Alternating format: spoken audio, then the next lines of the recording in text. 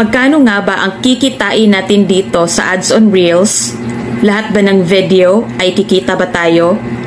And kailangan ba na aabot sa 1,000 views para malagyan ng ads ang ating mga video? Malalaman niyo po ang mga sagot sa inyong tanong sa video po na ito. Pero bago po ang lahat, gusto ko pong magpasalamat sa inyo sa patuloy po ninyong pagsuporta sa akin sa pag-share ng aking mga videos. Thank you po sa inyo.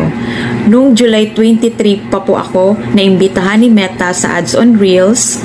Ready for setup na siya on that day. Pero kinabukasan ko pa po na setup. At pagkatapos ko pong na-set up, syempre excited ako dahil finally naimbitahan ako. Chinek ko agad ang aking insights and na-surprise po ako. Alam niyo po kung bakit? Dahil kumikita na pala yung ibang videos ko.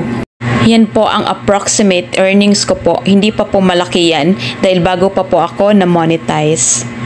Opo, buong akala ko po kasi na you will start to earn on your videos after mong ma-set up na. Hindi pala ganun. Kumikita na pala ang mga videos ko habang hinihintay ko pa yung invitation ni Meta. Opo. At hindi din po lahat ng videos ko ay may ads or kumikita. Some of my videos lang po.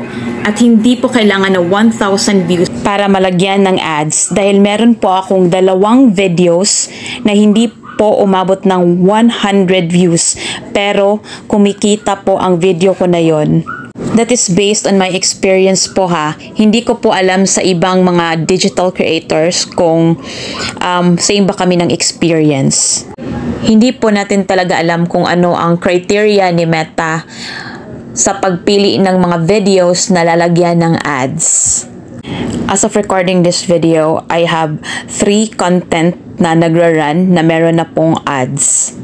Yan pong nakikita nyo na mga recent reels ko na merong ads is hindi pa po malaki yan ang kinita ko dahil bago ko pa din po na-upload yan.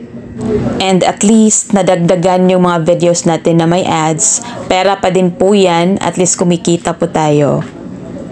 Pero pag sama-samahin po natin lahat ng earnings sa ating mga video is lalaki din po yan.